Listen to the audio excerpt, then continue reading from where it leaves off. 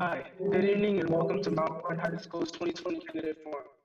My name is Frankie Smith and I, along with Lucas Tedmeyer, will be moderating this forum. Tonight, we will hear candidates from both the State Senate and State House of Representatives. They will give brief statements and answer questions regarding the election this November. This forum was arranged by Mr. Lane Waddle's second and third period AP Government class. This group of scholars has worked since the beginning of the school year, hoping to achieve a successful community forum in which the audience will leave satisfied and informed enough to make an educated vote this November.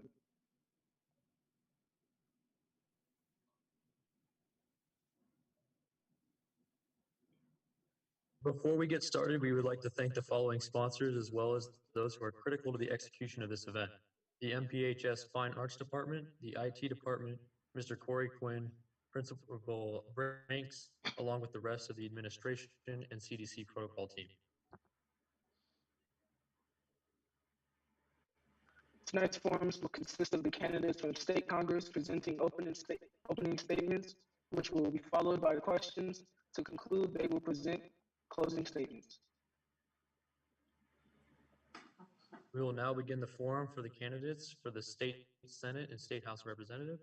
The candidate on the panel in alphabetical order by first name. We have Mr. Robson, Mrs. Germain, Mr. Bowie, Mrs. Epstein, and Mr. Hawker. Thank you, candidates, for coming. Would you please share your opening statement, starting with Mr. Robson? Okay, well, that's fun to go first. This is great, great civic engagement, and that's what it's all about. So thank you for having us this evening. I'm going to make it very short, and that is I've been a resident of LD 18 for about 40 years. I'm concerned with the ability of our current representatives to address the challenges in ways that reflect the values of our community. And basically, I'm running to bring leadership and to help solve the complex problems that face our state and bring people together with ideas to improve the lives of the hardworking citizens of our district. And with that, I'll move forward. Thank you so much to Mountain Point High School and to the students from Mr. Waddell's class. I am Jennifer Germain, and I'm running for re-election to the State House of Representatives so I can continue to serve you at our state legislature. I currently serve on the Government Committee, the Elections Committee, the Military and Veterans Affairs Committee, and I chair the Committee on Missing and Murdered Indigenous Women and Girls. I'm honored to be building partnerships with our state government, tribal nations, and federal jurisdictions to begin to solve the epidemic of violence against Indigenous women. I have a track record of reaching across the aisle to solve problems and get results for our community. When re-elected, I will continue to work bipartisanly to benefit our residents, schools, and businesses in LD 18. Thank you again. I'm Jennifer Germain, and I'm running for re-election for State House of Representatives.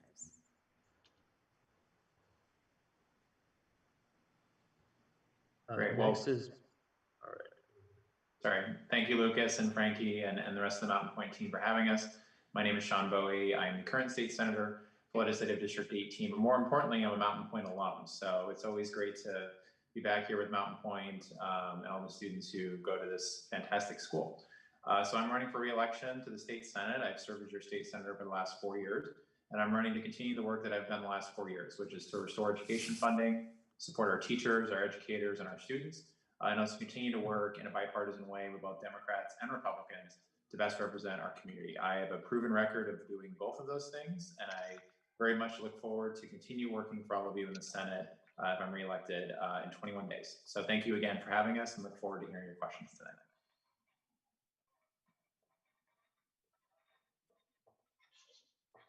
Hi, I'm Mitzi Epstein. I'm running for re-election to the Arizona House. I'm a computer systems analyst by profession. I've worked for large international companies and I own my own small business, custom language training. I went from computer languages to spoken languages because communicating gets things done. During this pandemic, many people are facing just dire situations, and we need to remember that good jobs and good health go together. We cannot solve one without the other. So our small businesses are just the wonderful fabric of our neighborhoods and the driver for our economy. So let's support them not only as customers, but also with the infrastructure and resources they need to rebound quickly. I've been talking for many years about the fact that we need to restore education funding because our students, teachers, and families need our help now more than ever. Better pay for educators, more counselors, affordable college and job skill tuition. These are all the pieces that we need to bring our economy and our families' lives back together. All students deserve a safe, quality education, no matter where they're learning. So I hope you'll consider re-electing me, Mitzi Epstein, as your state representative.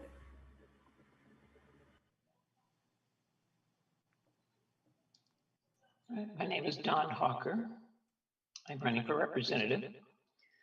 And I hope that you will visit my website because the structure of this forum is rather limited in terms of our time. And the issues are far more complex than one can give in a 1-minute answer. My website is Hawker, Hawker, 2020.com.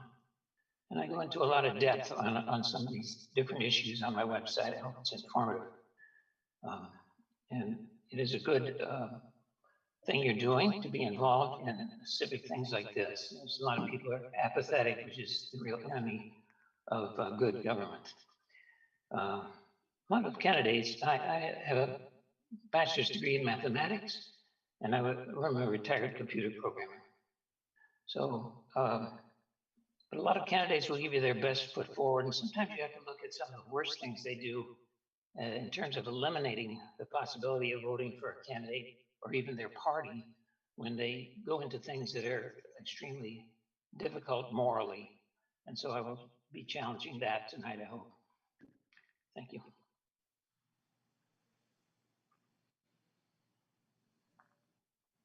All right, we will now begin with the questions.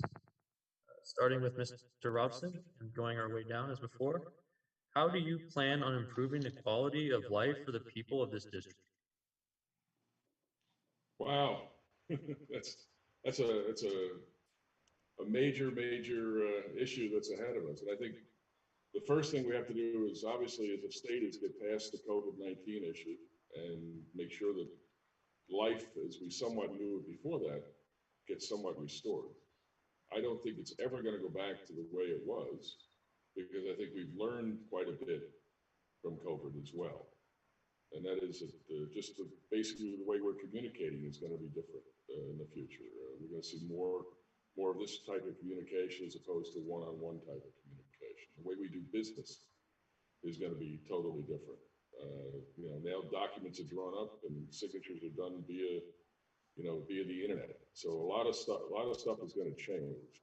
And all I want to do is be part of making sure that the good stuff remains and the bad stuff goes away.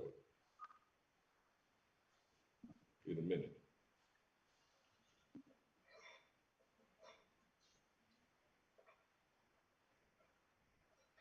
My time is up, right? I think I'm next. So same. Sorry, go ahead, Jonathan. You're right. Go ahead. I mean, I got a warning. Same question. I got a warning on the bottom. Is my time up or? Okay. Yes, we're moving on to Ms. Germain. Okay. So thank you so much. In addition to working with our private industry to making sure that we are ramping back up and creating safe workplaces for our workers, I've worked tirelessly with our city councils and with the Department of Education and our school boards to make sure that our schools can reopen safely. Make sure that you guys have the cleaning supplies and the PPE that you need to be able to go to school and to have a positive school experience during COVID-19. So really making sure that we are paying attention to our youngest members of our community, making sure that we are, because when our kids can go to school, our parents can go to work and the economy cycles through. But everything hinges on schools being open and we need to make sure we're reopening them safely.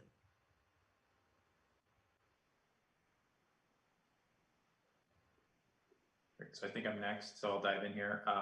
The first is obviously COVID-19 and powering through this pandemic and making sure that we're able to reopen schools safely, we're able to reopen small businesses safely. So at the state level, we can be helpful with that in terms of funding PPE equipment for our schools, for our frontline healthcare workers, having more testing available, working with the federal government on that. So getting us back to normal, or as much as normal as we can get back to, is the first way to improve quality of life. More long-term, look at our education system.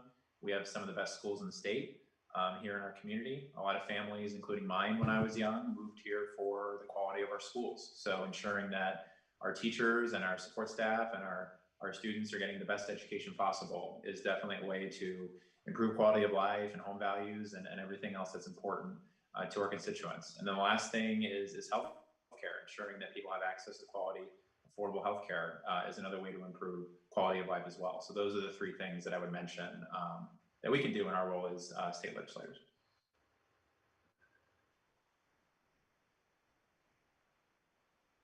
Okay, I guess I jump in. Great. So in addition to the important points that Representative Germain and Senator Bowie have mentioned, I want to describe a particular bill I'm working on that I think will help our small businesses quite a bit. So during the pandemic, some of them were just shut down. And for some of them, the governor, in trying to do the best thing for public health, just shut them down based on their liquor license or the name of their business. And I think that going forward, we can be much better prepared to finish out this pandemic and be ready for the next emergency with some better rules about what we do to help public health and keep our businesses open. So I'm developing a bill that will help businesses be open based on their activity being healthy and safe, and not based on an arbitrary designation of what kind of liquor license they have. So we want our businesses to be able to be open, and we want to be able to enforce safety and healthy measures. Okay, thank you. Mr. Hawker, you're up next. Yes, and this district is a rather relatively wealthy district in terms of money being the quality of life. I think that's not a big problem here in general once this temporary situation is over. I believe that you get real quality of life when you have justice. If you're talking about legislation, and you're talking about people with political power, justice is very important for prosperity and safety. When you leave out a section of humanity from justice, you just create a bigger injustice. No matter what good things you provide to some people, by depriving other people of it, you have just created a bigger injustice. So I believe family stability is the most important thing for any situation, and my opposition people have made legislation or tried to make legislation which is extremely detrimental to that.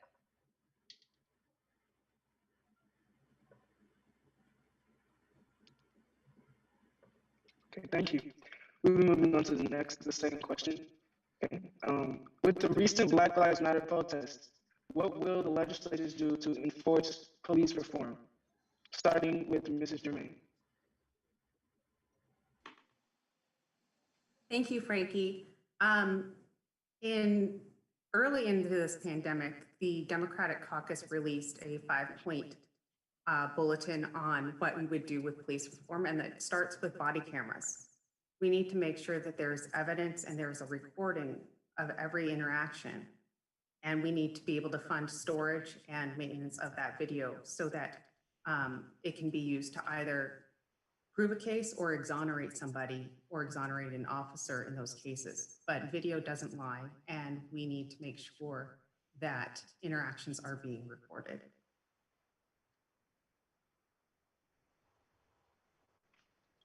Okay, thank you. We will now be moving on to Mr. Bowie.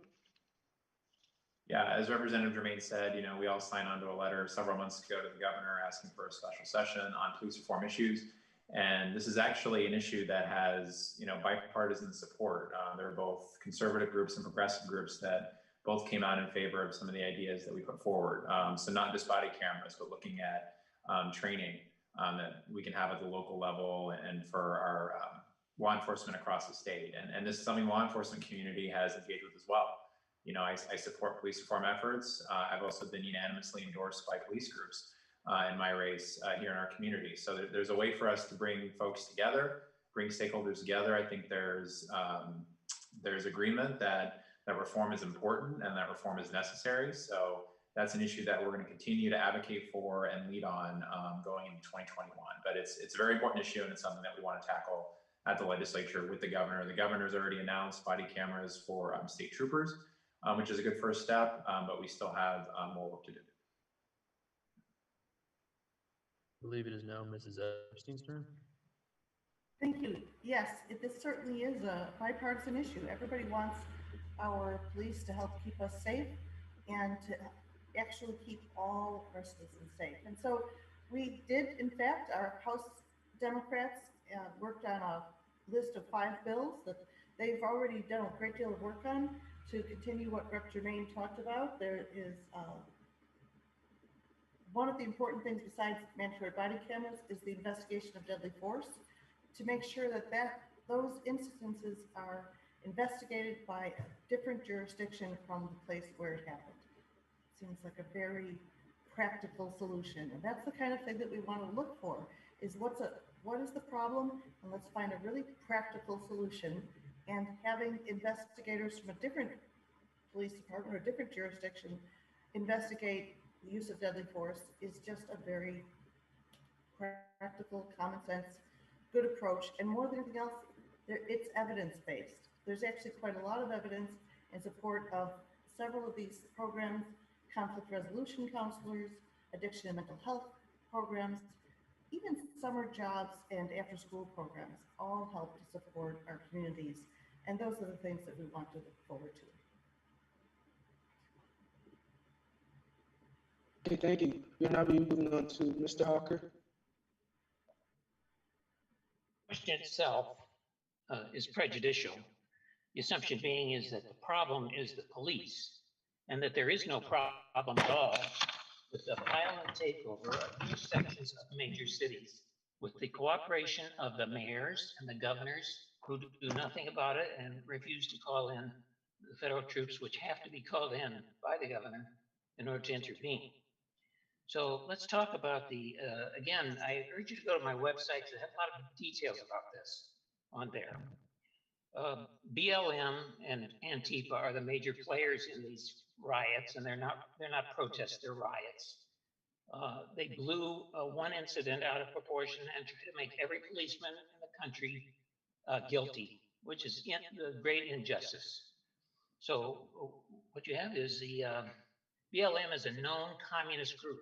They admit it on video. You can see it on my website. This is the people these Democrats are responding to instead of defending the police and dealing with particular issues as they come up. Thank you. Okay, thank you. We will now be moving on lastly to Mr. Robson. I guess I have to declare that I come from a family with law enforcement. So, and I teach criminal justice. And the question was related to Black Lives Matters and how we're going to deal with it, if I'm correct. Yes, sir. Well, you know, we've talked about inequity and injustice with many of the answers that you've gotten here. And you have to talk about, I think you have to talk about training. I think you have to talk about what you're expecting from police officers today. Police officers respond to a whole host of things that are very difficult in nature.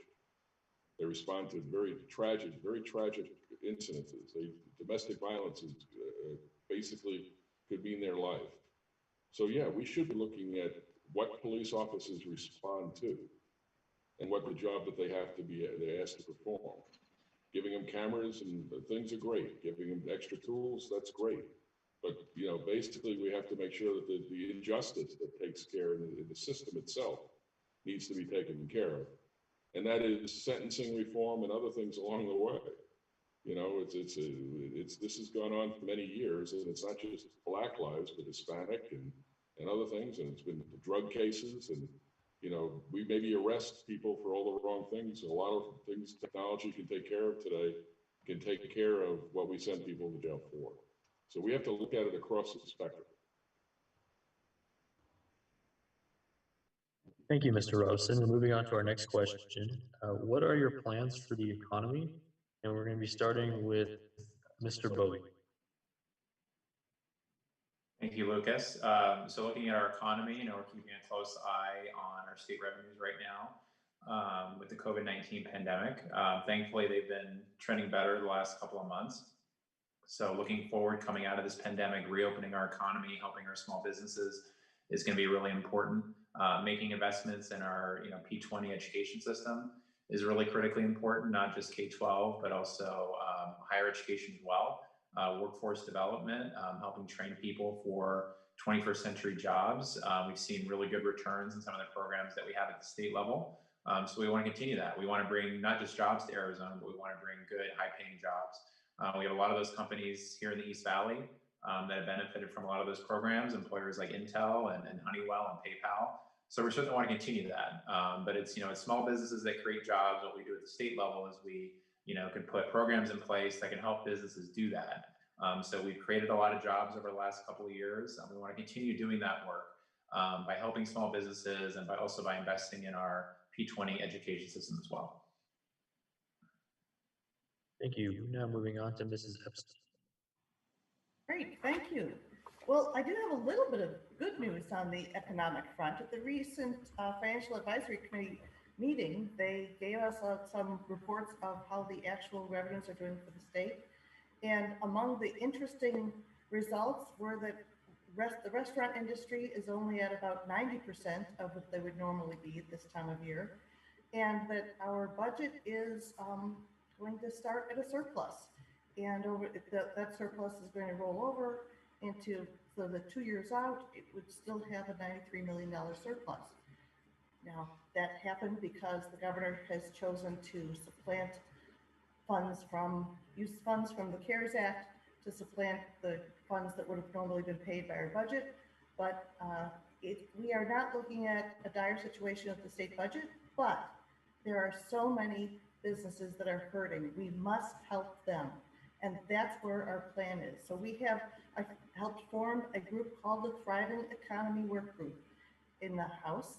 And it is working diligently with economists and stakeholder groups to determine what kind of help do our small businesses need, what kinds of loans, low-cost loans, what kinds of grants do they need to make sure that they can be ready for this new era and keep their operations going and to be healthy and safe for their workers as well as for consumers. So we have a work group that's working on it and looking specifically at specific loans and grants for small businesses. Because our large businesses, according to what we've been seeing, are actually doing quite well. All right, we're now moving on to Mr. Hawk. Yes, the way government monies work is that they're using the money they make from businesses this year to fund it next year. Now, you'll hear a lot of talk from a lot of people about what they're going to do and how much they're going to fix the economy with this program and that program, all of which depend on a huge amount of money that's not going to be there next year because the business was so bad this year. In general, so where do they plan to come up with this money? Like Prop 208, they want to get it from the rich people. And there's a word for that. It's called socialism. And that's what the Democrat Party has become. It's a socialist party. So socialism has never worked. It destroys people's desire to work and to learn things and to become responsible citizens. So the best bet is to keep the principles that are sound during every year and go on from here with a lot of mercy to the people who get in financial trouble from this unique situation. Thank you so much. We're now moving on to Mr. Robson.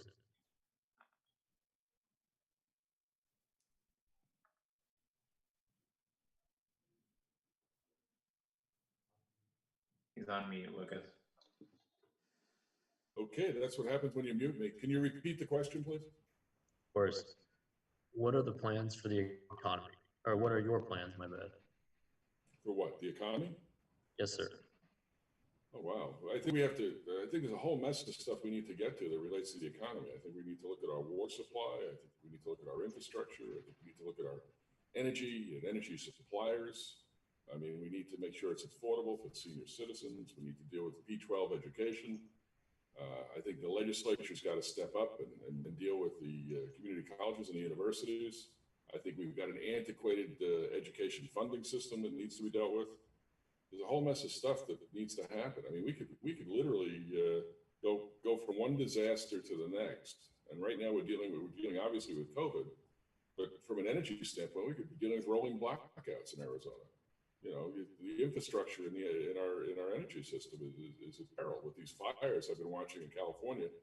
If some of that stuff happens in Arizona, the transmission lines are really easy to go down, and that we don't have very many that feed into everything. So we take a lot for granted, and what we need to be dealing with is obviously a lot of things, and that's what the legislature does. It juggles a lot of balls at any one given time. But we've got to start getting our priorities in order and stop dealing with a whole mess of this stuff out there. Great. Thank you a lot. We're now moving on to Mrs. Germain. Thank you so much, Lucas. So our economy is not in as bad shape as we thought it was going to be, and that's mostly because we have fully implemented the Wayfair decision, which allows for taxation of online sales. I've also been working very, very closely with our congressional delegation to get an extension of the Paycheck Protection Program and also to get an extension of the unemployment benefits through the CARES Act. And additionally, we've been working with the Arizona Commerce Authority, Local First, and our small local chambers of commerce to find solutions that can help restart our economy and grow commerce in a safe way. Thank you, Mr. Lee. We will now move on to our fourth question. Due to COVID-19, many residents of District 18 have lost jobs who live in apartments. What are your plans to combat eviction notices at the end of the year? I can't understand you're echoing the clarity is really tough, so I can't understand what the question is. Yep.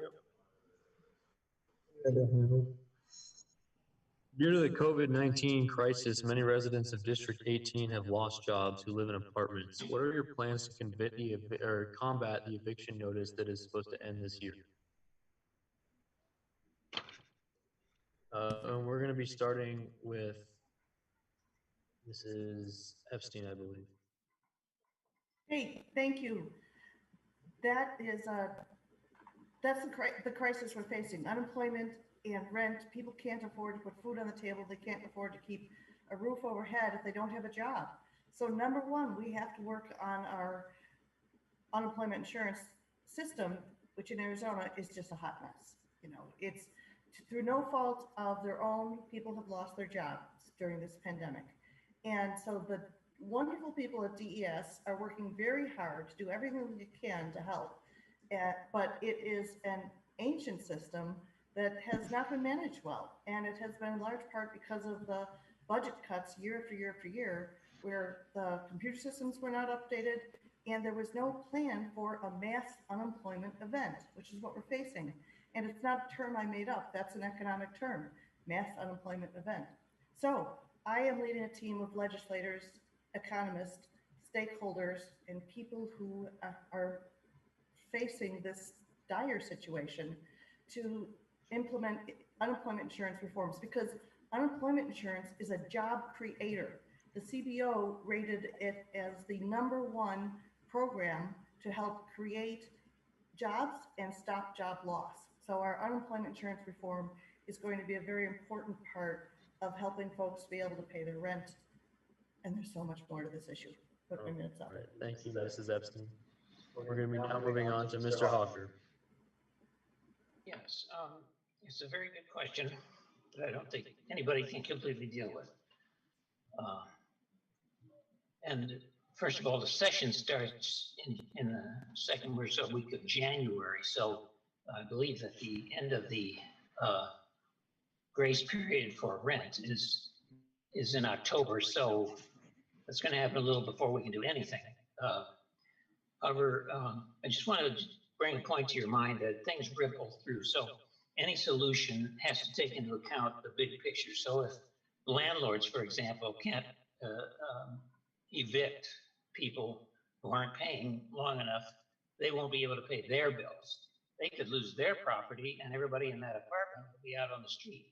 So if you're not looking at the bigger picture, you can try to patchwork something and it can be worse than not doing anything. So there's some things I think we have to bring in a little human compassion, and I'm not sure the legislature will ever be able to have perfect solution for everybody. And people are going to have to depend again on their families and things like that to deal with things. Thank you, Mr. Hawker. We're now moving on to Mr. Robson. It's kind of interesting, all of the above that everybody's saying, but I'll give you an instance. I own an office building, and I was going to have a tenant move in just as COVID hit. And, you know, I was in a position, I forgave 6 months of rent, basically. I mean, not everybody can do that. And as Mr. Hawker mentioned, you've got, you know, landlords that are basically, they go from month to month, just like the tenants, and paying their mortgage payments to the bank, who could foreclose on their property, and they lose everything that they've invested in up until that point. So, but again, I agree. We need to deal with the unemployment insurance issue as well.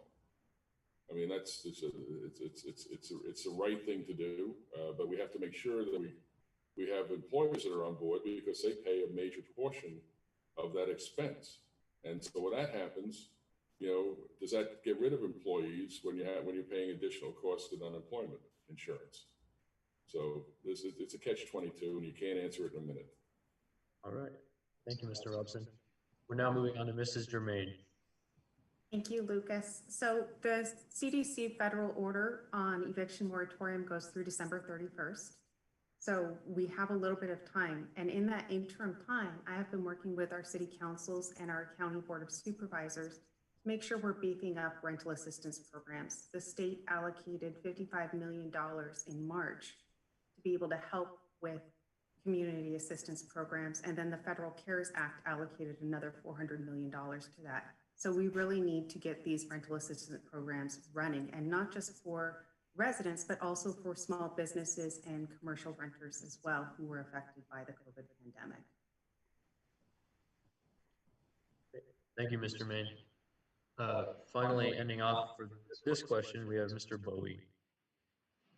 Thank you, Lucas. An important issue I'll try to get to as much in 60 seconds as I can. I was a part of a team of legislators earlier this year that pressed the governor to extend his eviction protections through October, which he did. And as our Representative Germain said, the federal government, the Trump administration, has extended those through December 31st. We also negotiated back in March a bipartisan budget deal that included funding for rental assistance for people who were struggling to make rent. So that program is in place. People have been able to apply for that and get support to help pay for their rent, which has been important. But a few people made a good point about landlords. You know, we have mom and pop landlords who are struggling as well, who have bills to pay and have mortgages to pay as well. So having assistance programs for them, expanding that assistance program to allow mom and pop landlords to apply for it is really important as well. So a combination of all of the above, we have to continue to be vigilant and continue to help these folks, not just individuals, but also mom and pop landlords as we continue to go through this pandemic. All right. Thank you, Mr. Bowie. Moving on to our fifth question tonight. I know we touched on this earlier, but specific to District 18, what are you going to do to create jobs for this legislative district?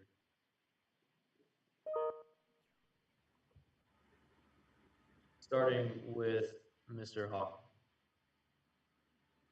Yes, well, unlike perhaps some of the people on the panel here, I don't believe it's the government's job to create jobs. I believe it's the government's job to create equality, to allow competition to take place and jobs to be created that way. One way that I wish to have equality is with flatter taxes and less loopholes in taxes. In fact, I think we should get away from the income tax and have, as some states have done, just a sales tax, which is a flat tax because everybody pays the same percentage. You don't have one person paying none, and then another person paying 30 or 40% of their income, which is not just. That builds up the general economy and allows business to flourish. And lowering business taxes also does that. I know that sounds like the boogeyman to some of these people, but it allows business to flourish and come into the state and provide real wealth in the state. Thank you, Mr. Hawker. We're now moving on to Mr. Robson. Well, I've had the opportunity to help create jobs in this community. I was on the city council that basically brought Intel, the fab facilities out South Chandler. I was in the legislature and helped create the bioscience research facilities at the state universities, which has brought on, I'd say, thousands of jobs, and I'm very proud of that as well. There's times where the legislature really stays out of job creation, other than making sure the taxes are appropriate, making sure that the necessary infrastructure from a state perspective is there. But they really help municipalities through the Commerce Authority, and that I was made there when that the creation of that as well. But getting the Commerce Authority together with local cities and everything else, and being able to bring the jobs that are compatible with the community into existence. Thank you, Mr. Robson. We're now moving on to Mrs. Germain. Thank you so much. I was really, really honored this last session to work with Representative Ben Toma on House Bill 2771, which was the extension of the manufacturing tax credits, which really, really do benefit our district. It brings in hundreds of millions of dollars to our district and creates thousands of jobs, high-paying jobs that offer health benefits, that offer college savings benefits, that offer community support benefits. And really working with our Commerce Authority and working with our city councils to get that money moving and to create those jobs within our local community. Thank you, Mrs. Germain. We're now moving on to Mr. Bowie.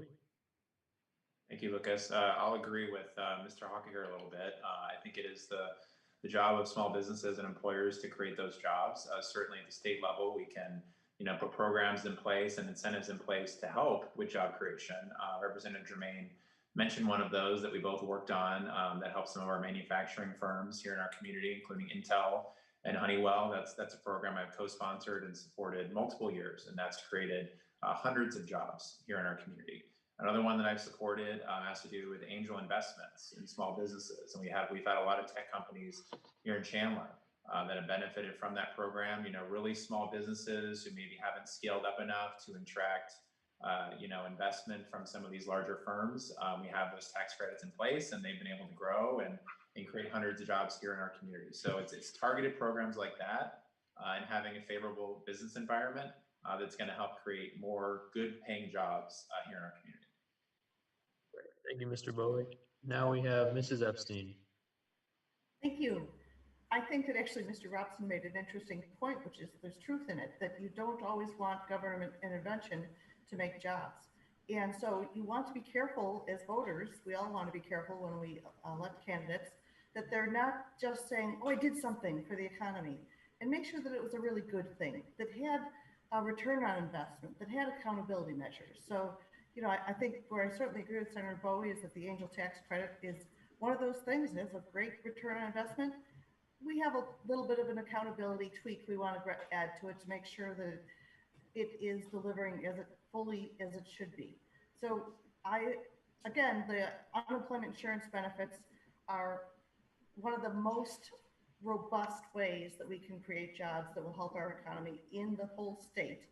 And for instance, there was a study that was commissioned by the Bush administration that showed that unemployment benefits during that downturn created 1.75 million jobs.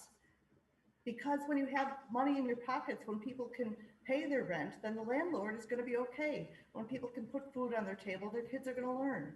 And everything will work so much better. So unemployment insurance is something that has research to show that's a job creator. Angel tax credit, we're going to tweak the accountability on it. That's a good way to keep jobs humming right along in Arizona. Thank you, Mrs. Epstein. Okay. We will now move on to our sixth question. Do you have any plans to make healthcare more accessible or affordable for the residents of Arizona? Starting with Mr. Robson. Wow. Well, some years ago, I was one of the few legislators that stepped up when the time came to make healthcare available to a whole mess of people that didn't have it. And basically, I'm proud of doing that because I believe I saved a lot of lives along the way here. Again, it's a very difficult question to answer in a minute, and you need to understand that healthcare it's a big web out there from a standpoint of you have competing interests. You have government and you have the private sector. And the two competing interests have to somewhere get together somewhere in the middle. Government does a great job with Medicare, Medicaid. The private sector does a great job in providing health care in general. And then we have to figure out where the costs need to come into play and how and what type of services people want. Not everybody wants the same health care. Okay, thank you, Mr. Robson. Thank you. We're now moving on to Ms. Germain. Thank you so much. I really do want to thank Mr. Robson for his work on the Medicaid expansion program, because that really was an amazing thing for the state of Arizona. I've co-sponsored the expansion of kids care so that we're making sure that we are covering more children under the age of 18. And I worked to amend and expand Jake's Law so that we are providing mental health care to all of our K-12 students, including those with disabilities up to the age of 24 that are still within our K-12 system. So we really do need to make sure that we are at least taking care of the children, number one, but also working with Senator Messner on Senate Bill 1397 to make sure that we have a fail-safe in Arizona for pre-existing conditions, so that if the Affordable Care Act falls, we do have pre-existing condition coverage here in the state of Arizona. Thank you. Now it's Mr. Bowie. Thank you, Frankie. And I want to thank Mr. Robson as well. He was referring to a vote to expand Medicaid. And for those folks who talk about wanting to repeal the Affordable Care Act, it's not just those folks with pre-existing conditions who would lose coverage. It's everyone who has coverage through the Medicaid expansion. That's hundreds of families in our community that would lose their health care if this lawsuit is successful. And those who want to overturn the Affordable Care Act don't have an alternative. So those people who have health care now would lose it. So it's important that we not overturn the Affordable Care Act. The vast majority of voters, when you poll them, support keeping the Affordable Care Act and reforming it where necessary, but making sure that those folks with pre-existing conditions, those folks who are up to age 26 on their parents' insurance, those folks who got their health care through the Medicaid expansion, that they have access to affordable, quality healthcare. So that's at the federal level, but it's something we'll have to deal with at the state level if the Affordable Care Act is overturned by the Supreme Court. Thank you, Mr. Bowie. Next up is C. Thank you. I have to repeat again, kids care is a #1 job. We want to make sure that we have every child has the health care that they need. Another way to go is an oversight board for prescription drugs to make sure that those prices have oversight in the state of Arizona. This has been done in other states, and we can bring it here. Pre-existing conditions, Senator Bowie's made so important a point that the Affordable Care Act is working. It needs help, yes, but when it comes to pre-existing conditions, we want to make sure that not only that you can still be covered, but that your premiums don't go sky high and that your treatments don't become unaffordable. It's not enough to just say we're going to make sure pre-existing conditions are covered. I have a friend who said about Jake's Law that, oh, Mitzi, you took on the insurance companies and you won. Well, I prefer to think of it as, you know, we met for over a year with lots of stakeholders. We worked with the insurance companies to make sure that when you pay for healthcare insurance, you get what you pay for. Okay, thank you. Next up is Mr. Hawker. Hey, Healthcare is a very unique situation, a very difficult situation. However, we have a federal constitution, which hopefully all of you students will read before you graduate from high school. And it includes something called the 10th Amendment, which says that Congress shall not do anything unless we put it into the Constitution for them to do. And healthcare is not one of those things. So that prohibits a national program, which is good because in socialist countries where they have universal health coverage, the health coverage quality suffers, as most things do when you have no competition. So we know that we need some help for those who have problems getting health insurance privately, but it still should compete privately. But the general things that I tried to outline as far as flat taxation and minimal, government intervention should apply to any system that we do. And the state is the appropriate system, not the federal government, under our Constitution of the United States to do those things. Okay, thank you, Mr. Hawker. Just have a few more questions here. Next up, for Mr. Germain, what are you doing to create educational opportunities in District 18? Thank you so much, Frankie. I co-sponsored the CTE expansion so that we are making sure that our career and technical education expands down to 9th grade. I'm hoping that next year we'll actually get that over the finish line. And I am working to make sure that we have funding for preschool programs here in LD 18. Most of our preschools are severely impacted, and access to quality early childhood education is a challenge in our district. Okay, thank you. Next up is Mr. Bowie. Thank you, Frankie. When it comes to higher education, I've introduced legislation several years in a row now to expand access to community college, having scholarship programs in place for students who want to go into CTE fields and STEM fields, making that more accessible and helping to cover their tuition at one of our local community colleges. Expanding CTE programs, like Representative Germain mentioned as well, is really important. I've also supported, groundbreaking investments in our state's universities that have allowed them to expand their research capabilities. That has helped create a lot of jobs and created a lot of programs for students who want to study in those medical fields, those engineering fields at ASU. So those are just a couple of things that I've been able to do in my time in the Senate. Thank you. Next up is Ms. Epstein. Thank you. Well, education is the foundation of everything, and we all want every one of our children to have a really great education so they can each achieve their fullest potential. It's been the passion of my life to help support high quality public education. And so when Prop 208 passes, then that will certainly help our educators to have a better pay. There will be better pay for our teachers, our support staff. That will be a good step in the right direction, but it won't do anything for buildings. We're still going to have to come up with a way to help pay for our buildings. We're still down around 200 million or more, and there's a lawsuit right now. The state faces a lawsuit that they are not fulfilling their responsibility to take care of school buildings.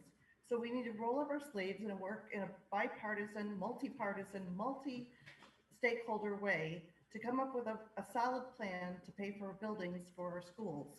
And when we have the facilities available, then every school can have PE, every school can have an arts program, and every school can promote STEAM, science, technology, engineering, arts, and math. And that is the way that we will innovate to the future. So the funding is going to be a very important part of going forward, and we want to do it very carefully.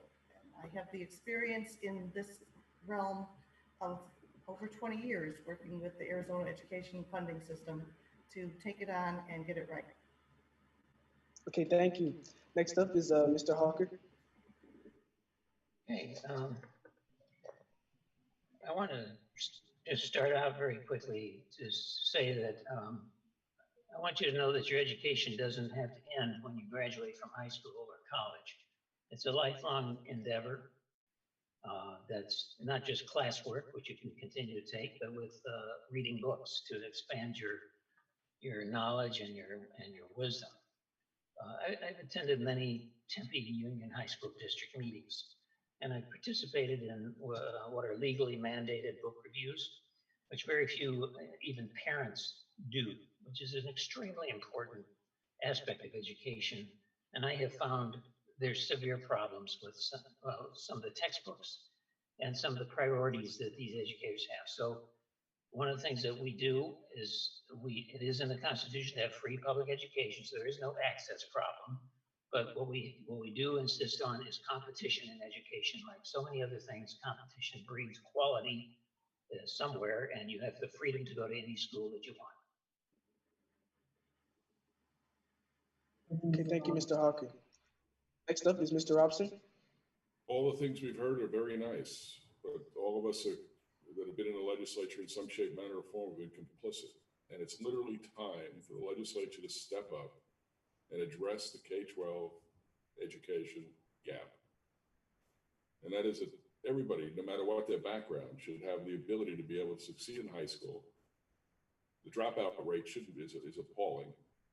And no matter what we do, we should be able to get our schools and our teachers and our students to be able to achieve, and our teachers to be able to innovate and be able to get kids through. That they shouldn't be failing. They simply should not be failing.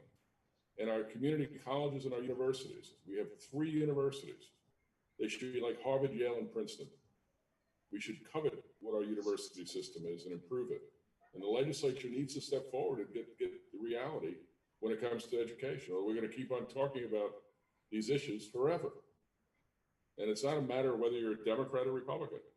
It needs to get fixed.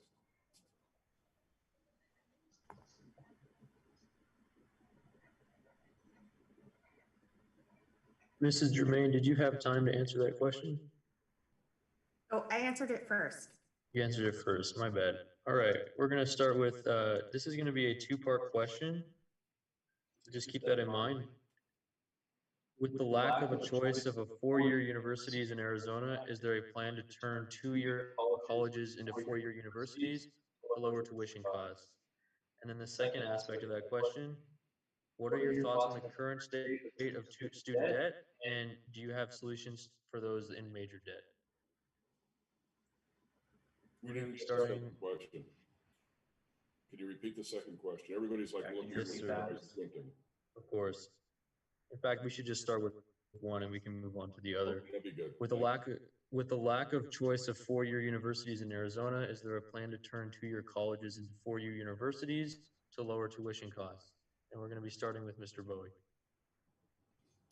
Thank you, Lucas. I know there was a bill in the House this year to address that. It never came over to the Senate, so we weren't able to take a look at it over in the Senate. I mean, we do have some additional choices. We have some private options in the state, along with our 3 public universities. All 3 public universities have multiple campuses all across the state. They have online learning platforms that are pretty extensive as well. So more choice and more competition is a good thing.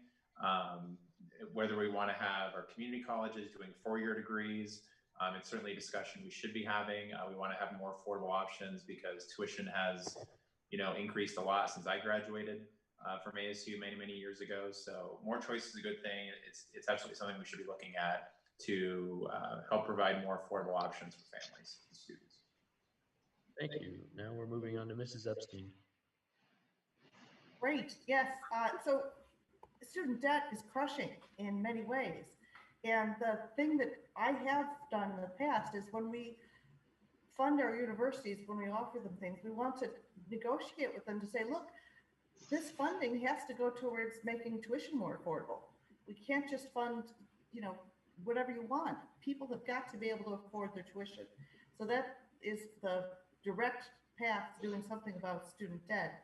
And your question about expanding what 2-year colleges can do is excellent. We need to have that discussion. So in fact, I'm working on how we can make the legislature more open to the people. We want to open the doors of the people's house, because in the past, when people wanted to come down to, say, an education committee meeting, they'd be told, well, drive down Phoenix, get there by noon, stay until midnight, and you don't know if you'll be able to have a chance to speak up or not.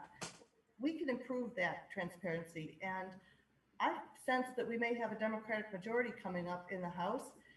And when that happens, we can fix that problem to make sure that we respect people's time so that we can have discussions in the Education Committee about how can we help our two-year institutions provide four-year degrees. But we have to have a really solid debate on that. We have to include the public. And there are a lot of things that I'm looking forward to doing to help include the public in the People's House so much better than has happened in the past. Right. Thank you, Mrs. Epstein. We're now moving on to Mr. Hawker. None of the people on this panel are angels. But I would exhort you to develop another lifelong habit, the benefit of which probably won't be offered you in a public school, which is namely to pray, and especially pray about your votes. If I answered all your questions right regarding this student debt, I can't answer the question about the two-year college. I believe that two-year colleges are fine as far as the county colleges, but the student debt problem is again sort of a difference between Republican and Democrat in terms of personal responsibility. When you take on a responsibility, you need to fulfill it. You need to pay your debts and not expect somebody else to pay it because they have more money than you or something, and the taxpayers are an easy target because there's so many of them and there's so much money involved. And that's why our nation is $20 trillion in debt, and you find these politicians promising you the moon. And education is very expensive, and believe me, the money isn't there to do what they're contending that. Thank you, Mr. Hawker. We're now going to be moving on to Mr. Robson. So I'm going to answer the community college question. The big elephant in the room on the community college question is accreditation. And so if you're going to want to give four-year degrees at a community college, the community college has to become accredited in that degree field. And the cost of accreditation, in a community college, you have a lot of people that have bachelor's or master's degrees teaching. In a university, you have where they have master's degrees and doctoral degrees teaching and doing research. And in a community college, you have, so the costs are streamlined more. But if they become accredited in a four-year degree field, the cost will exponentially rise as well. So it's a catch-22. So you have community colleges issuing associate's degrees, and you don't have universities issuing associate's degrees, which they actually could if they wanted to. All right. Thank you, Mr. Robson. We're now finally ending off with Mrs. Germain. Thank you so much. I did support the House bill that expanded the ability of community colleges, and it really came down to everything outside of Maricopa County does not have access to our university system. Our smaller counties and our rural areas really heavily rely on our community college systems, and people in those communities need access to be able to complete a bachelor's degree or an advanced master's degree. And being able to allow those community colleges to offer those programs at their own accreditation, and the bill did address accreditation, is a benefit to those communities. As far as student loan debt, we need to hold those private university systems that have gone defunct and have really taken advantage of our federal student loan problem accountable. And we need to make sure that those students who were taken advantage of do get forgiveness of those loans. Thank you, Mrs. Germain. Okay, that is the end of our inquiry. The candidates may now share their closing statements, starting with Ms. Epstein. Oh, well, I am Mitzi Epstein, and I am your current state representative. I love representing this beautiful community that I've lived in for 24 years. I've coached kids on soccer fields from Ahwatukee to Dodson Ranch, and been part of the PTO and the PTA and forming the PACs to pass the school bonds and overrides. So I just love our community. I love listening to you. And I think that we are going on a good path. Let's keep that going. I'm happy to be endorsed as a an education champion by the Arizona School Board Association, A+ rating from the Teachers Association, the Education Association, Stand for Children, you name it, on education. We get along very well, and I have lots of those endorsements. I'm very proud this year of my endorsement from scientists. So 3.14 Action has endorsed me because I am bringing science into the legislature, which is where we absolutely need science to help support public policy. I began by hosting science cafes in the House of Representatives, where we bring in scientists to discuss everything from autonomous cars to cryptocurrencies, you name it. We've brought it in, and we're bringing science into public policy. I have the endorsement of 3.14 Action Fund, and that is how I operate in representing you, listening to what you have to say, my neighbors, bringing in the experts and the science to create really sound public policy that can work for everybody. So I hope you vote for me, Mitzi Epstein, to continue to be your state representative. Thank you. Next up is Mr. Hawker's closing statement. Yes, again, we have prioritization in these issues. If I were to answer all your questions right, but had some horrifying position, I hope you would correctly write me off. For example, if I advocated stopping prioritizing of the comfort of death penalty criminals and just tear their bodies apart, I hope you would consider that to be a showstopper. But these three Democrats that are sitting in front of you not only endorse, but attempt to do exactly that with those whose only crime is to be conceived, which all of us began in that way. And if you had cut us off, we wouldn't be sitting here talking, or you wouldn't be listening. So their only crime was having irresponsible one or more parents. And there's other ways to deal with the problem. So I hope that you'll consider that. You'll go to hawker2020.com and learn more about these issues in depth. Thank you. Okay, thank you, Mr. Hawker. Next up is Mr. Robson's closing statement. I'll start off by saying my website is robson2020.com, and it's kind of, this was an interesting forum. Civic education. You know, I totally support civic education. There are those of us among us that didn't support civic education, but civic education is very important, and this is an element of it. There's a lot of discussion that we didn't have this evening because we just generally asked your questions. So I sat back quietly and basically listened. But there are votes that you may want to take a look at the legislature to see where there were differences as to what was said and what's been done. And to that, I challenge you to go to azledge.gov and pull up, well, in my case, you can pull up my history. And in the case of Mr. Bowie, Representative Germain, and Representative Epstein, you can pull up their histories. And you can see the types of bills that we sponsored and the types of cohesive types of legislation that we were able to get passed through the legislature with bipartisan support, and the types of bills that we sponsored. So I challenge you to do that because that's a good element of civic education. Okay, thank you, Mr. Robson. Next up is Ms. Germain's closing statement. Thank you. COVID-19 has fundamentally changed the life in Arizona. We're in a very different place than we were in February as a society. When we saw this crisis coming, I worked with our Chambers of Commerce, the Arizona Technology Council, and businesses of all sizes to quickly pivot and produce PPE locally and other medical necessary supplies. I worked with businesses and unions to ensure safety in our workplaces, and I worked with our school boards, daycare providers, and nonprofits to ensure safety and access for cleaning supplies within our childcare centers. I've spent hours on the phone with our congressional delegation and local banks getting PPP loans and getting access to assistance programs for the residents of LD 18. Our families even made monetary donations to St. Mary's Food Bank and other nonprofits.